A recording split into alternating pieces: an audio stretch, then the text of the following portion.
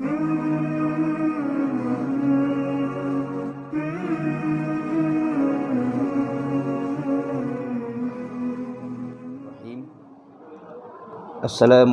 warahmatullahi wabarakatuh.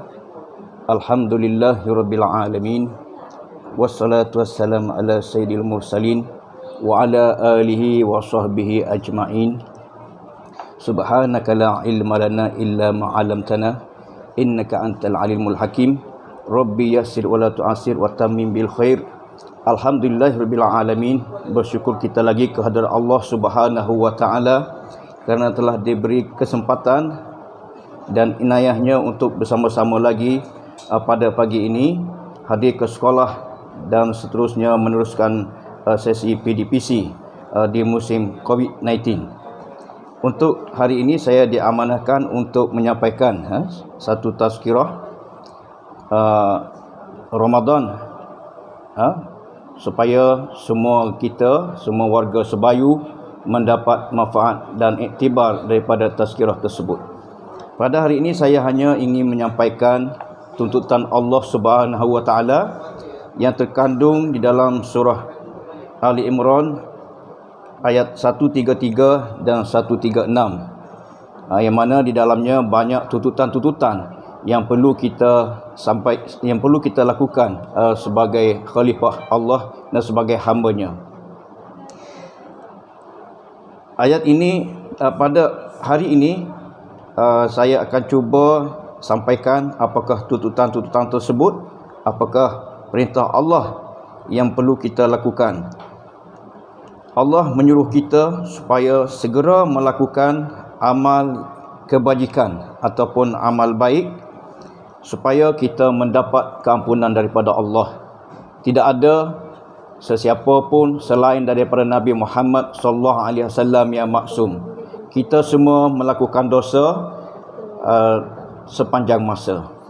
Jadi orang yang terbaik ialah orang yang cuba mengelak daripada melakukan dosa tersebut dan meminta ampun daripada Allah jika melakukan dosa. Jadi satu cara untuk tidak melakukan dosa adalah dengan selalu melakukan amal baik, yang mana amal baik ini akan diganjarkan oleh Allah dengan syurga yang luas, yang mana lebarnya seluas segala langit dan bumi, yang disediakan untuk orang-orang yang bertakwa.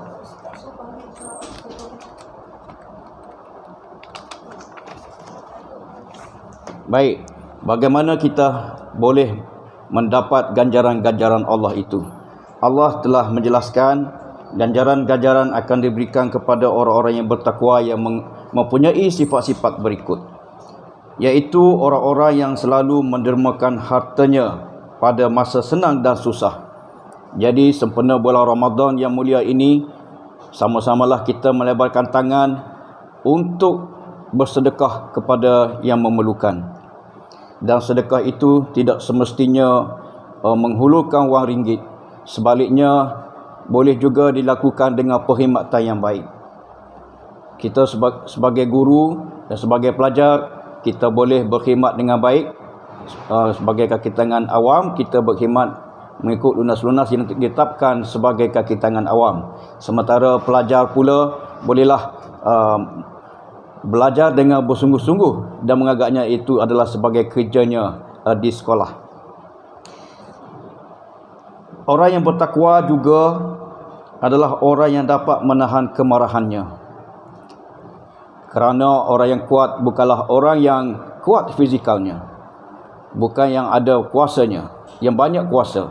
Sebaliknya orang yang kuat adalah orang yang mampu menahan kemarahan bila dia marah. Jadi orang ini adalah di antara ciri-ciri orang yang bertakwa di sisi Allah Subhanahu wa taala. Kita juga disarankan untuk memaafkan kesalahan orang lain. Jika berlaku perselisihan, kita hendaklah terlebih dahulu memaafkan kesalahan orang itu tanpa sebarang syarat. Dan orang yang berbuat salah juga haruslah memohon kemaafan dari orang yang telah dianiayai. Orang-orang ini akan dikasihi oleh Allah sebagaimana Allah berfirman, wallahu yuhibbul muhsinin, dan orang-orang ini akan dikasihi oleh Allah kerana berbuat kebaikan. Dan ingatlah, sebagai manusia biasa, kita juga tidak lari daripada melakukan kesalahan, tidak lari daripada melakukan dosa, yang mana ini akan terjadi jika kita melanggar ataupun tidak mengikut perintah Allah Subhanahu wa taala. Dan juga boleh melakukan kezaliman atau dosa jika kita melakukan apa yang dilarang oleh Allah Subhanahu wa taala. Sebagaimana Allah berfirman, walladzina idza fa'alu fahishatan aw zalamu anfusahum dzakarullaha fastaghfaru lidzunubihim. Jika kita telah melakukan perbuatan keji, sebagaimana yang telah dinyatakan tadi, ataupun telah melakukan kezaliman kepada diri sendiri, tidak puasa, merokok dan sebagainya, itu dikira sebagai menzalimi diri sendiri, kerana kita telah mendedahkan hukuman dan balasan Allah kepada diri kita. Jadi apabila telah melakukan kezaliman tersebut dan kita masih ada lagi perasaan takut ataupun masih ingat lagi dengan balasan-balasan Allah, itu menunjukkan kita masih ada lagi ciri-ciri ketakwaan kepada Allah, masih ada lagi ciri-ciri keimanan kepada Allah. Maka dengan itu kita cepat-cepat memohon keampunan daripada dosa yang kita lakukan. Kerana Allah berfirman, a'udzubillahi minasyaitonirrajim, wa man yaghfiru dzunuba illallah wa lam yusiru ala ma fa'alu wa hum ya'lamun. Dan dan Allah sememangnya tidak ada yang mengampunkan dosa melainkan Allah Subhanahu wa taala, dan orang-orang yang telah melakukan kezaliman tersebut juga tidak meneruskan perbuatan keji yang telah dilakukan itu, sedang mereka mengetahui akan kesalahan dan akibatnya. Maksudnya seorang itu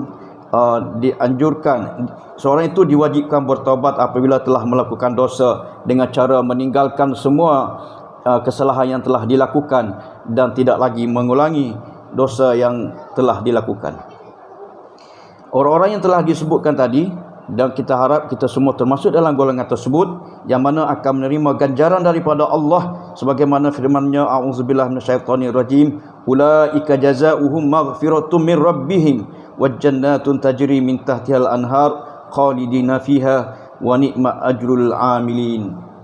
Saya rasa setakat itu saja tazkirah kita pada hari ini. Assalamualaikum warahmatullahi wabarakatuh.